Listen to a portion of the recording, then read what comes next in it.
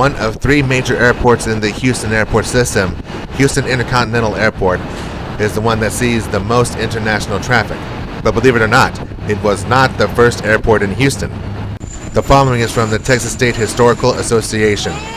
Houston Intercontinental Airport had its beginning in 1957 when the then Civil Aeronautics Administration recommended to the city of Houston that it began looking for a new airport site to relieve the activity at Houston International, now known as William P. Hobby Airport. A group of Houston businessmen and civic leaders under the name Jetro Ranch Company quietly accumulated almost 3,000 acres of land 16 miles north of downtown for $1.86 million, which represented the actual cost plus interest. In 1961, the land was purchased, and a consortium of Houston consulting firms began an airport master plan. By 1963, the planning for a 6,000-acre, $125 million airport was well underway. The anticipated opening date was 1966. Initially, the new facility was called Jetro Intercontinental Airport. It was intended to give the city the worldwide image it deserves. By June 1964, the first runway was finished. There is. In June 1965, a $17.7 million contract for 2 terminals for an intended 4 train-connected terminals was let. Finally, after 8 projected opening dates, the new airport opened on June 8, 1969. A week-long special showing preceded the opening. Some 80,000 visitors attended the opening ceremonies. At midnight on June 7, all commercial operations at Hobby Airport ceased, and 1 minute later, activity began at Intercontinental. By 1972, it was apparent that Houston Intercontinental was not able to compete with Dallas-Fort Worth International Airport. The terminals were not adequate, the runways needed strengthening, the terminal train system had to be replaced, and parking was badly overcrowded. Early in the 1970s, Terminal C was completed and plans for Terminal D were scrapped. Instead of Terminal D, a new $95 million building was planned to serve exclusively as an international facility. It opened on May 15, 1990, and was named the Mickey Leland International Airlines Building, after the United States representative Mickey Leland. In 1988, 15,109,521 passengers passed through Houston Intercontinental Airport, and more than 44 million tons of air cargo were shipped and received. In 1989, the airport was the 19th busiest airport in the United States and ranked 8th in the nation for international passengers. It was the nation's second largest airport in land size, behind Dallas-Fort Worth. The airport is being continuously upgraded to meet the needs of a growing city and state.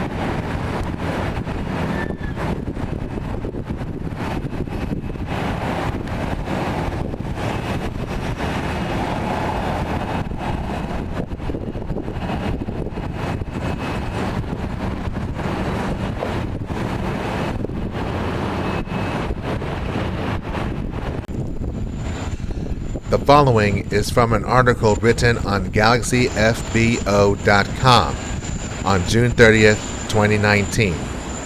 The article is titled 50 Years of History for KIAH. George Bush Intercontinental Airport, KIAH, first opened its doors in June 1969, and this year marks the 50th anniversary. In 1957, a group of businessmen bought the land that George H.W. Bush Intercontinental Airport now resides on. The land was purchased as a way to preserve the area until Houston could build the airport. The airport, originally named Houston Intercontinental Airport, opened in June 1969, with the airport code KIAH, standing for International Airport Houston. All passenger services were then moved from William P. Hobby Airport to KIAH upon completion. Hobby remained open as a location for general aviation for 2 years, until Southwest Airlines began their passenger operations out of the airport. In April of 1997, the Houston City Council unanimously voted to rename the airport after the 41st President of the United States of America, George Herbert Walker Bush. Beginning with mostly domestic flights, KIAH has grown into a hub for international travel. While they have yet to receive the clearance as a gateway for USA London Heathrow flights, KIAH does offer connecting flights to hubs with the clearance. Making history on January 7, 2009, Continental Airlines Boeing 737 departed from Bush Intercontinental as the first U.S. commercial jet to fly on both jet fuel and biofuel. KIAH has also made progress with operations, now offering non-stop flights to countries such as China and Nigeria. Congratulations to IAH on all the development and history made in your first 50 years of operation.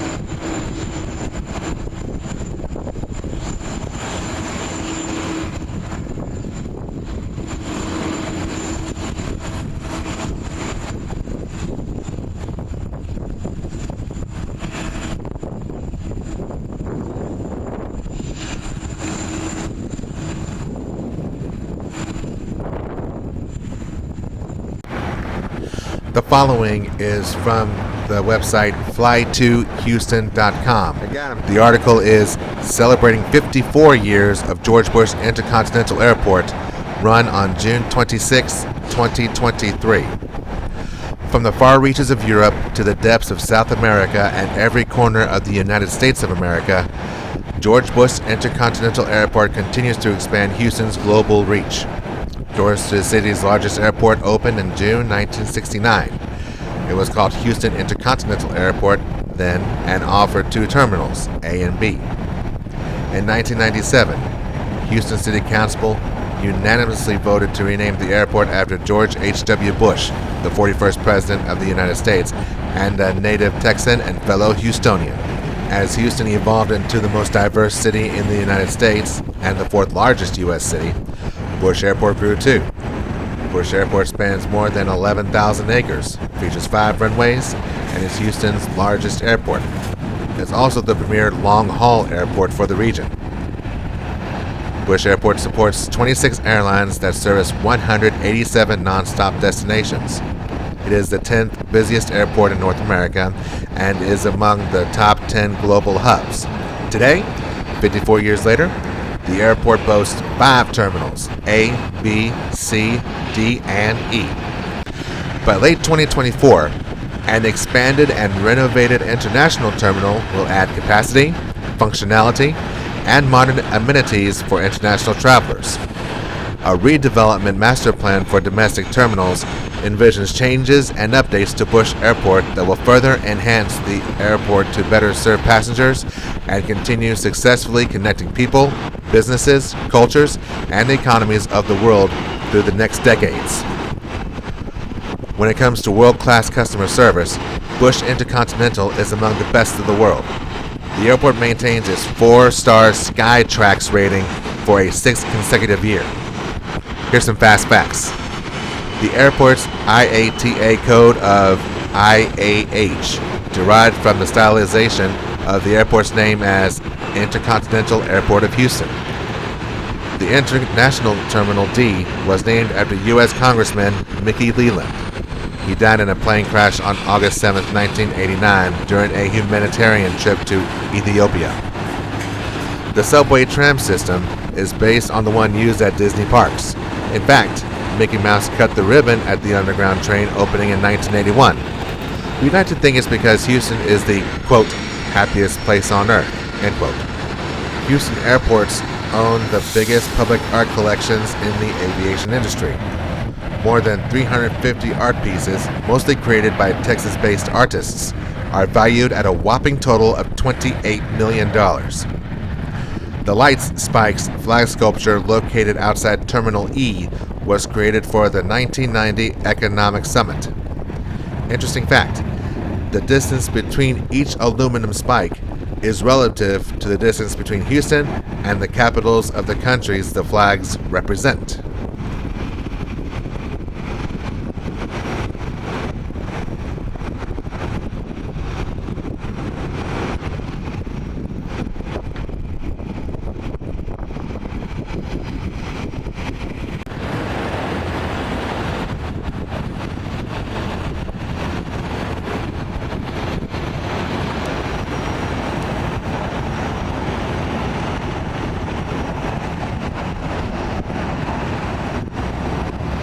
Here are some more fast facts from flytohouston.com.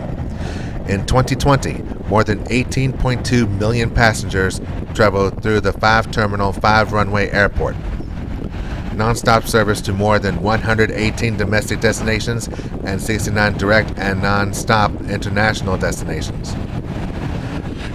It supports more than 141,000 local jobs and contributes more than $27.3 billion to the local economy as of 2019.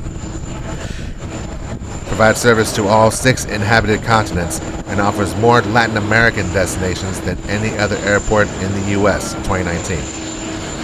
One of the largest hubs for the world's second largest airline, United Airlines. The 16th busiest airport in North America based on flight operations, according to the ACINA in 2019. Passenger airlines include Aeromexico, Air Canada, Air China, Air France, Air New Zealand, Alaska Airlines, All Nippon Airways, American Airlines, Avianca, British Airways, Delta Airlines, Emirates, Ethiopian Airlines, Eva Air, JetBlue, KLM, Lufthansa, Qatar Airways, Singapore Airlines, Spirit Airlines, Turkish Airlines, United Airlines, Viva Aerobus, Volaris, WestJet, Sun Country. Facilities include 5 state-of-the-art runways with the capacity to handle any size aircraft, 880,000 square feet of cargo area with capacity to handle up to 454,000 tons, Skyway with access to all terminals, Subway with access to all terminals, and the Marriott.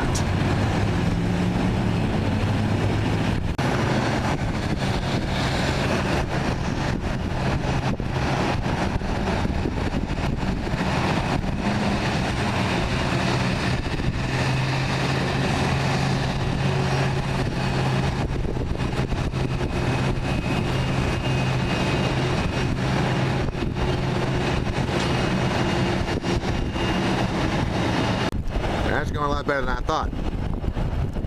The following information is from a fast fact sheet on flytohouston.com concerning the consolidated car rental facility at Houston Bush Intercontinental Airport. The consolidated car rental facility opened in August 7, 2003. It was a $135 million investment. 140-acre site and 60 acres are available for future expansion. Additional space for new business is available. 70,000 square foot customer service center configured for the ultimate inconvenience. All rental cars are undercover in the 4,600 space garage, and customers never have to walk more than 300 feet from the counter to the car. The rental agencies share 26 clean diesel shuttles, reducing traffic and emissions around the airport. 9 rental car agencies operate at Bush Intercontinental Airport Consolidated Rental Car Facility, including Advantage, Alamo, Avis, Budget, Dollar, Enterprise, Hearst, National, and Thrifty.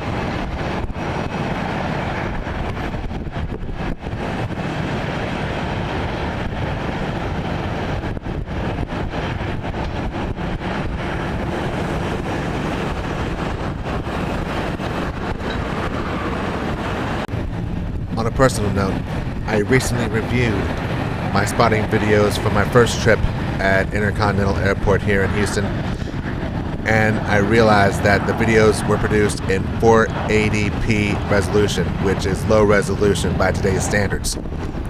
And that is my main reason for this compilation of all the spotting I did at Bush Intercontinental, because I wanted to give it the 1080p pure HD resolution.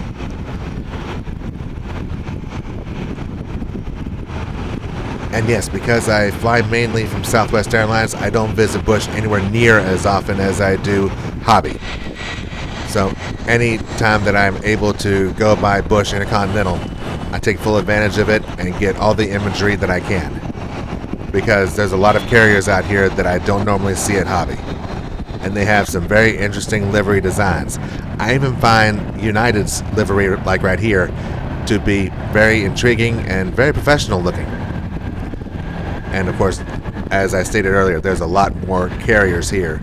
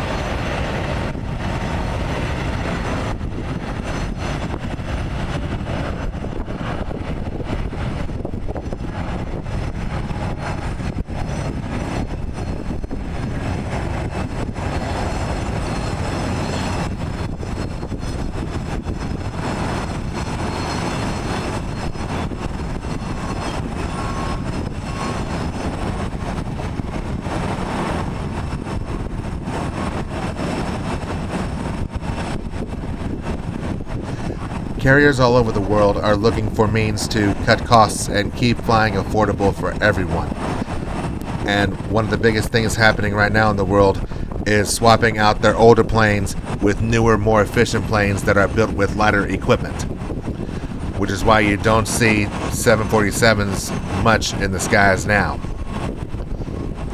The following news article comes from the Houston Chronicle on March 20th, 2018. KLM Royal Dutch Airlines is swapping the iconic 747 for a new and more efficient Boeing 787 Dreamliner on its Houston-Amsterdam route.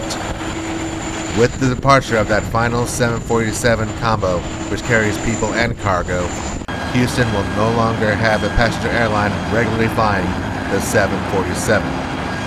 KLM is just one of many airlines phasing out the double-decker plane. The 747 introduced travelers to wide-body airplanes and helped making flying affordable, but has lost ground to more fuel-efficient aircraft that can travel farther distances. In a statement, the Dutch airline said it has 12 passenger and Combi 747s in its fleet. These will be phased out in the coming years, and most will be replaced with Dreamliners. And on a personal note, I'm really glad I got to see the KLM 747 taxi and take off out of Bush on this particular day. It is a beautiful bird, and obviously it is a symbol of American development of travel. And I know a lot of spotters love to see this beauty at one point or another. And if they haven't, well, it's just one of those things where they wish they did. I'm considered one of the lucky ones to see this beautiful queen take off. And now I'm going to take off from this as I conclude this compilation. Thank you for watching. Thank you for spending some time here at Houston Bush Intercontinental. Y'all take care, safe travels, and fly safe in the skies.